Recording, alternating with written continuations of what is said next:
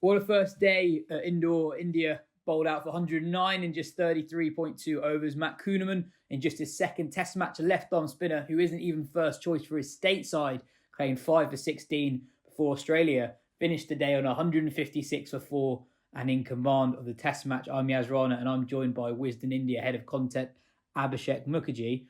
Abhishek, we've seen turn this series, but this was the most we've seen on an opening day at least, and the bounce was fairly inconsistent, which leads to two quite obvious questions. One, is the pitch doing too much for an opening day? And two, how come Australia have handled it comparably better against a stronger spin lineup? Yeah, so this is, first of all, the first question, the pitch was really difficult. This is, I think Matthew Hayden said at the toss that this looks like more like a third day pitch. And I think as the day progressed during the Indian innings, most of us tended to agree with that. The ball that got Pujara, the ball that got Rohit, really turned a lot. I mean, Rohit fell in probably the sixth over. And the ball, you almost never see a ball turn like that in the sixth over of a test match. So, then the ball that got Pujara, we saw the turn that happened. Pujara tried to play it. I mean, it was probably not a great choice of shot, trying to play that against the line. But the ball not only turned, it also kept significantly low.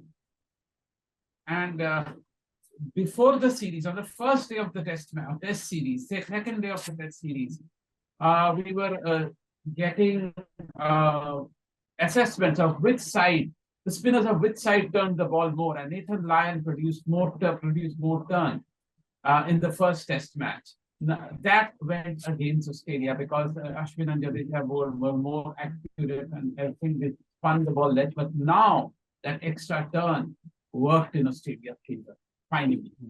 I wonder how much the hardness of the ball comes into it.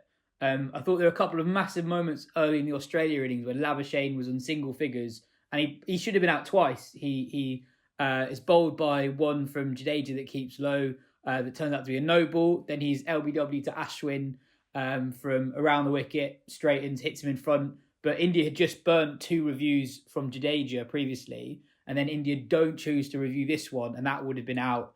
That would have been overturned had they reviewed it. And I wonder what would the day have looked like had India taken that wicket of Labuschagne there and exposed Steve Smith to the new ball. Because I think that the hardness of the ball exacerbates the spin and inconsistent bounce that there is on offer. It's just that little bit quicker. And I think we've seen that pattern throughout the series. It can get not easy to bat, but it definitely becomes easier to bat as an innings progresses. And I guess Australia were just right on it with a newer ball. And I guess also from a bowling point of view, when there is that much turn on offer, if the batters are properly on it, as Australia in particular, Khawaja were, it is actually quite hard to, if you're trying to imagine how you're taking wickets, when it's turning that much, it's actually quite hard to do that. LBW in particular, it's quite hard to get the angles right for a ball to be hitting and pitching in line and also hitting the stumps. So is it one of those where it wasn't that Australia had the better of conditions, but when conditions were in the favour of the bowler, Australia just did more with it than India did. And at the end of the day, Australia are miles in front, but it's actually that quite short passage of play at the start of both innings that led Australia to the position they're in. Yeah, one thing the Australians adjusted very well was Lyon, for example, bowled around the wicket because he probably realized that the Pujara wicket was an aberration and he was not going to get those LBWs from over the wicket. So he stuck to what he did in Delhi. He came around the wicket and kept hitting. One of his balls, I remember, he was bowling from around the wicket. It pitched outside off. It hit Bharat on the pad and it would have missed leg stump. So even from round the wicket, he was missing leg stump. So if you bowl from that angle and if you are accurate, at one point you'll get the batter will miss it and the ball will go on to hit the stump. So that Bharat played a couple of things which I thought was very risky option, especially after what we saw Australia do in the previous test. But he sort of got away, but eventually Lion got that. But yes, you're right. I mean, as the balls got soft, it probably became more a slight. I wouldn't say easy to play. It's never easy on this, but less difficult to play. I wanted to get your thoughts on just the wider trend of pitches being like this in India. I remember very clearly when England went to India in 2016. England kept scoring 450 and they'd lose by an innings. The pitches were flat, and I thought that the flatness of those pitches allowed India to show how much superior they were, whereas these pitches I think can be a bit of a leveler. Why do you think that's the case? Why do you think that pitches in India have gone in this direction? I'm sure the batters aren't particularly happy with it because it's their career numbers are taking a bit of a nosedive. Of course, the batters can't be happy, but probably because I personally didn't mind the Delhi or Nagpur pitches, but this I think reduced the advantage India had. Because see, now to take 20 wickets, you depend on your bowlers as well as on the pitches. But now India have a better bowling lineup for these pitches. But here, the thing is, the advantage India had has been nullified by since the pitch became so important. I'm not sure why.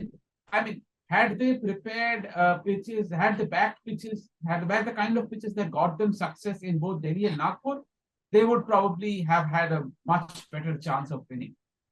I think I don't really mind these pitches, but it's probably not a great thing from India's point of view. A Delhi or a Nagpur type pitch would probably have been better. Yeah, to clarify, I don't think there's anything wrong with the pitches, especially the Delhi and Nagpur pitches. I've got nothing wrong with them, but I do find it interesting that even those two pitches that I'm fine with, the cricket was really entertaining. You still got good batters got to show how good they were. Rohit Sharma in particular showed how good he was in these conditions. That's absolutely fine. It's more, I do find it interesting that this is the trend.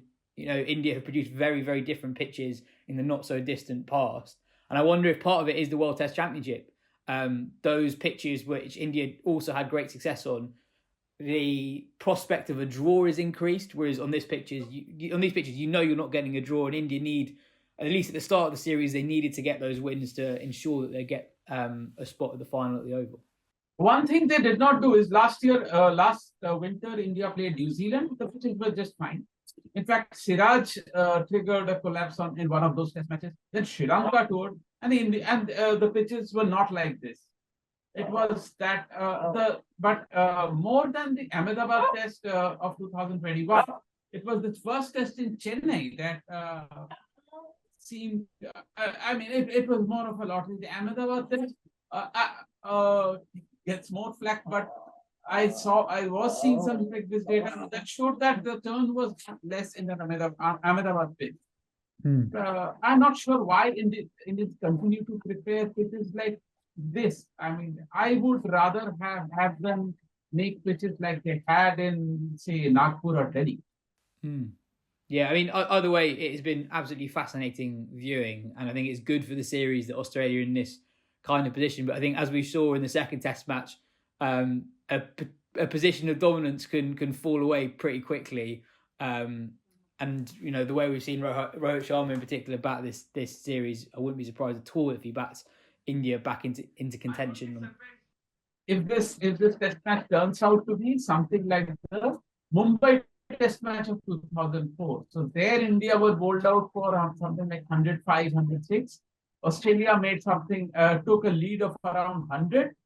India made around 200. Australia needed to chase 107 and were bowled out for 93. Well, it started pretty similar to that. So, yeah. If it's a test match as good as that one, we're in for a treat over the next couple of days. Cheers for your time, Abhishek. We'll be back for a full episode of the Wisden Cricket Weekly podcast in a few days' time.